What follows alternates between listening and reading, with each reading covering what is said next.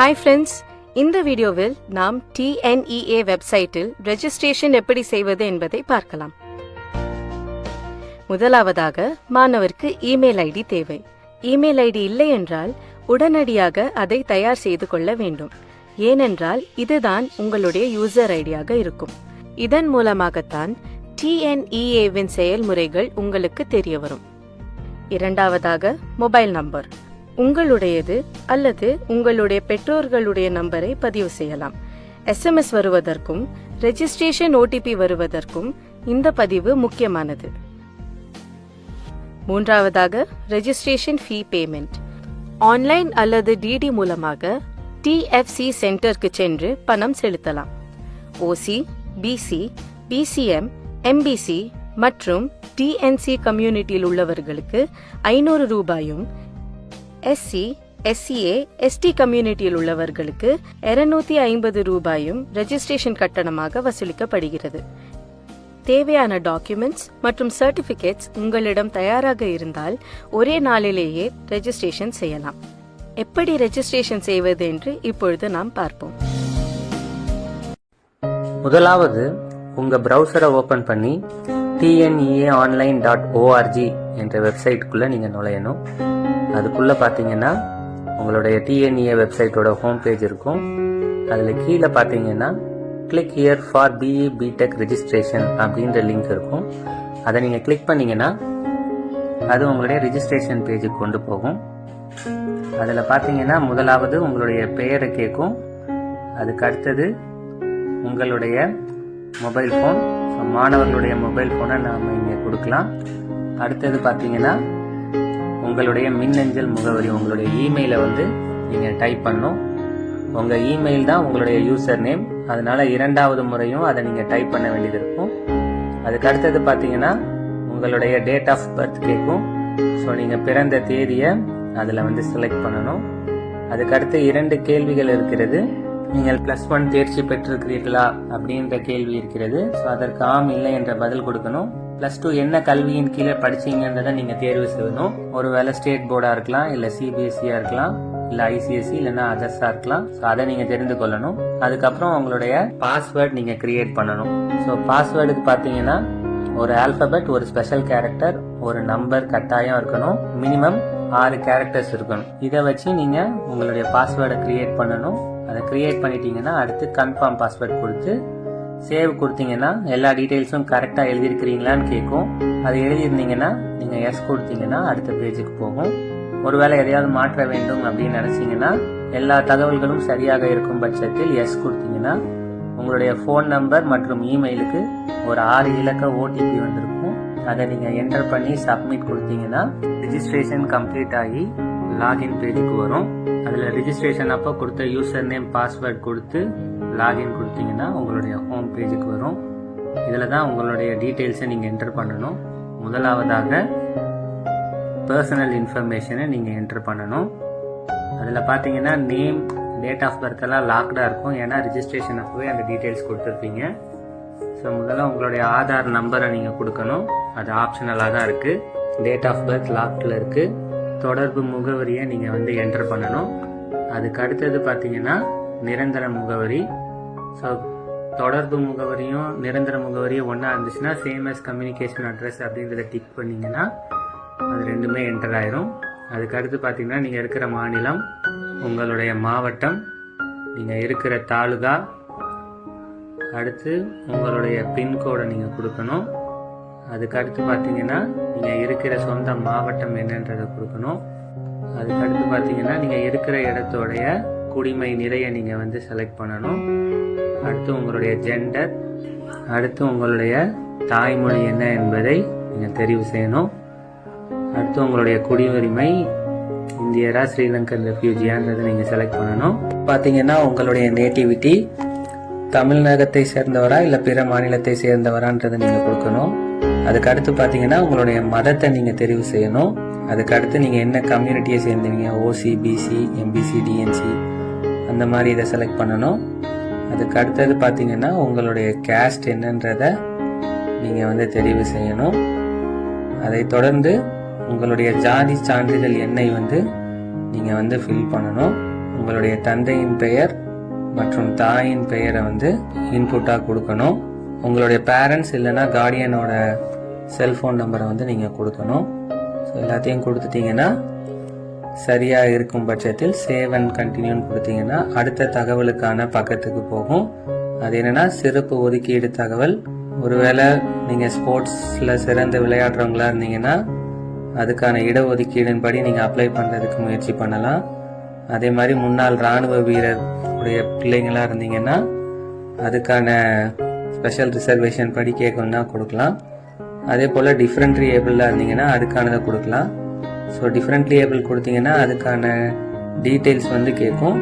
கடைசியாக பார்த்தீங்கன்னா DFC centre கேட்கும். ஸோ தமிழகத்தில் உள்ள சேவை மையங்களில் நீங்கள் எங்கே வேணுமோ அதை நீங்கள் வந்து செலக்ட் பண்ணிக்கலாம். ஒருவேளை நீங்கள் வந்து ஸ்போர்ட்ஸ் கோட்டாவில் செலக்ட் பண்ணுறீங்கன்னா டிஃபால்ட்டாகவே உங்களுக்கு சென்னையில் உள்ள கல்லூரியில் தான் உங்களுக்கு சான்றிதழ் சரிபார்ப்பு நடக்கும். ஸோ எல்லா இன்ஃபர்மேஷன் கொடுத்துட்டிங்கன்னா நீங்கள் சேவ் அண்ட் கண்டினியூன்னு அடுத்த பக்கத்துக்கு போகலாம். ஸோ அடுத்த பக்கம் பார்த்தீங்கன்னா ஸ்காலர்ஷிப் இன்ஃபர்மேஷன். ஸோ உதவித்தொகை சம்பந்தமாக சில கேள்விகள் கேட்பாங்க. முதலாவது உங்கள் பெற்றோரின் தொழில் என்ன என்றதை நீங்கள் செலக்ட் பண்ணணும். அதுக்கடுத்த ஆண்டு வருமானத்தை நீங்கள் செலக்ட் பண்ணணும். உங்கள் குடும்பத்தில் நீங்கள் தான் முதல் பட்டதாரியா அப்படின்றத நீங்கள் வந்து சொல்லணும். அடுத்து போஸ்ட் மெட்ரிக் ஸ்காலர்ஷிப் வேணுமா அப்படின்ற நீங்கள் தகவலை கொடுக்கலாம். அடுத்தது உங்களுக்கு கல்வி கடன் பெற வேண்டுமா என்ற கேள்வி இருக்கிறது. சேவ் அண்ட் கண்டினியூன்னு கொடுத்தீங்கன்னா அடுத்ததாக உங்கள் பயின்ற பள்ளியை பற்றின தகவல் கேட்பாங்க. அரசு பள்ளியா அல்லது பிரைவேட் பள்ளியான்ற மாதிரி இருக்கும். அதை நீங்கள் செலக்ட் பண்ணணும். அதுக்கு அடுத்து பார்த்தீங்கன்னா பள்ளி இருப்பிடத்தின் குடிமை நிலையை நீங்கள் வந்து செலக்ட் பண்ணணும். அதுக்கு அடுத்து பார்த்தீங்கன்னா 8ஆவதுலேருந்து 12ஆவது தமிழ்நாட்டில் படிச்சிருக்கிறீர்களான்னு கேட்கும். ஸோ 8ஆவதுலேருந்து 12ஆவது வரைக்கும் தமிழ்நாட்டில் படிச்சிருந்தீங்கன்னா நீங்கள் நேட்டிவிட்டி சர்டிஃபிகேட் ப்ரொடியூஸ் பண்ணணுன்ற அவசியம் இல்லை. அதற்காக இந்த கேள்வி கேட்டிருக்காங்க. அதுக்கு அடுத்தது 6லிருந்து 8 வரை ஆர்டிஇ மூலம் பிரைவேட் ஸ்கூல்ல படிச்சிருக்கிறீங்களா? 9லிருந்து 12 வரைக்கும் அரசு பள்ளியில் பயின்றுள்ளீர்களான்ற கேள்வி கேட்கறாங்க. அதுக்கு அடுத்து பாத்தீங்கன்னா நீங்க 6லிருந்து 12 வரைக்கும் அரசு பள்ளியில் படிச்சிருக்கிறீங்களான்ற ஒரு கேள்வியை கேட்கறாங்க. 3 கேள்விகளுக்கும் எஸ் ஆர் நோன்னு நீங்க பதில் கொடுத்துட்டீங்கன்னா அடுத்து நீங்க 6ஆவதுலேருந்து 12ஆவது வரைக்கும் எந்த பள்ளிக்கூடத்துல படிச்சீங்கன்றத ஒவ்வொரு வருஷமா நீங்க வந்து ஃபில் பண்ணணும். ஸோ முதலாவது நீங்க தேர்ச்சி பெற்ற ஆண்டு, எந்த 6th ஸ்டாண்டர்ட் எப்போ தேர்ச்சி பெற்றீங்கன்னு செலக்ட் பண்ணணும். அதுக்கப்புறம் எந்த மாநிலத்தில் அந்த பள்ளிக்கூடம் இருந்துச்சு, எந்த மாவட்டத்தில் இருந்துச்சு, எந்த பிளாக்கின் கீழே வருதுன்றதை நீங்கள் செலக்ட் பண்ணிங்கன்னா அடுத்த இதில் உங்களுடைய ஸ்கூலோட பேரை ட்ராப் டவுனில் நீங்கள் வந்து சர்ச் பண்ணி செலக்ட் பண்ணணும்.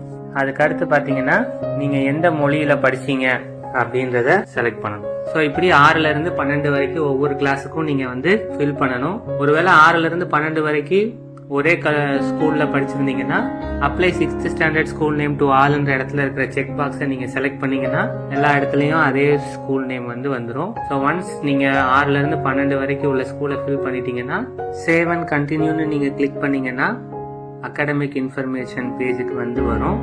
ஸோ அதில் முதலாவது நீங்கள் என்ன தகுதி தேர்வு எழுதியிருக்கிறீங்க, எந்த போர்டின் கீழே எழுதியிருக்கிறீங்கன்றதை செலக்ட் பண்ணணும். ஸோ அதுக்கு அடுத்து பார்த்தீங்கன்னா போர்ட் ஆஃப் எக்ஸாமினேஷன் நீங்கள் கொடுக்கறதுக்கு கீழே வரும். ஒருவேளை அதர்ஸ் கொடுத்தீங்கன்னா என்ன போர்டுன்றதை நீங்கள் எழுத வேண்டியது வரும்.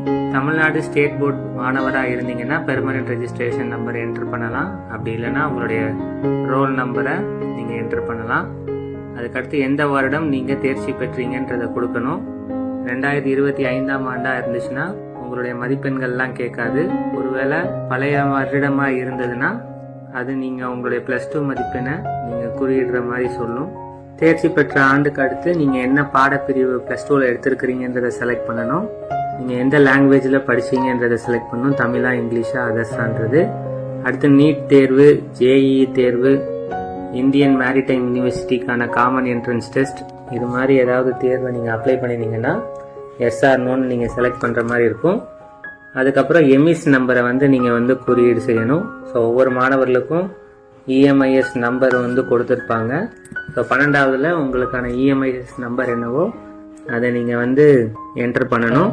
ஒருவேளை இஎம்எஸ் ஐடி இல்லைன்னா அதுக்கான நீங்கள் காரணத்தை குறிப்பிடணும். ஒருவேளை முந்தின ஆண்டுகளில் தகுதி பெற்ற மாணவர்களாக இருப்பீங்கன்னா சில நேரத்தில் இருக்காது. அதுக்கான காரணம் என்னன்றதை நீங்கள் எழுதணும். அடுத்தது உங்ககிட்ட நேட்டிவிட்டி சர்டிஃபிகேட் இருந்துச்சுன்னா அந்த நேட்டிவிட்டி சர்டிஃபிகேட்டோட நம்பரை வந்து என்டர் பண்ணணும். அது ஆப்ஷனலாக தான் வச்சுருக்காங்க. ஸோ 5 வருடம் தமிழ்நாட்டில் படிக்காதவங்க இந்த இடத்துல நீங்கள் ஃபில் பண்ணணும். ஸோ எல்லா தகவலும் கொடுத்துட்டீங்கன்னா சேவ் அண்ட் கண்டினியூ அப்படின்னு நீங்கள் கொடுக்கலாம். அடுத்து பார்த்தீங்கன்னா ப்ரீவியூ பேஜில் வந்து நிற்கும். ஸோ நீங்கள் இது வரைக்கும் கொடுத்த 5 பக்கத்தில் கொடுத்த தகவல்களை நீங்கள் ஒரு முறை சரி பார்த்து கொள்ளலாம். So personal information, special reservation information, scholarship information, school of study, academic information, இது எல்லாத்தையும் நீங்கள் கிளிக் பண்ணி செக் பண்ணிவிட்டு எல்லா தகவலும் சரியாக இருக்கும் பட்சத்தில் கண்டினியூ டு பேன்னு நீங்கள் கொடுக்கலாம். ஸோ கண்டினியூ டு பேன்னு கொடுக்கும்போது ஒரு வார்னிங் மெசேஜ் வரும். ஒன்ஸ் நீங்கள் பேமெண்ட் முடிச்சிட்டிங்கன்னா உங்களுடைய டீட்டெயில்ஸ் எதையும் மாற்ற முடியாது.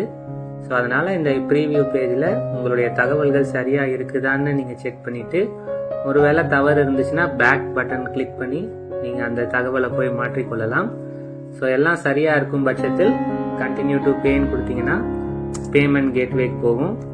ஸோ உங்களுக்கு பார்த்தீங்கன்னா 4 பேமெண்ட் கேட்வே இருக்குது. Canara bank, Indian bank, Indian Overseas bank, HDFC bank என்று. ஸோ உங்களுடைய கம்யூனிட்டிக்கு ஏற்ற மாதிரி ரெஜிஸ்ட்ரேஷன் ஃபீஸ் மாறும். ஸோ எந்த பேமெண்ட் கேட்வேன்றதை நீங்கள் செலக்ட் பண்ணிவிட்டு பேன்னு கொடுத்தீங்கன்னா அந்த கேட்வேயில் உள்ள பேமெண்ட் சைட்டுக்கு போகும். ஸோ அதில் நீங்கள் எதன்படி பேமெண்ட் பண்ணுறீங்க, டெபிட் கார்டா, கிரெடிட் கார்டா, நெட் பேங்கிங், UPI, ஸ்கேன், இப்படி எதுலனாலும் நீங்கள் கொடுத்து நீங்கள் பே பண்ணிக்கலாம்.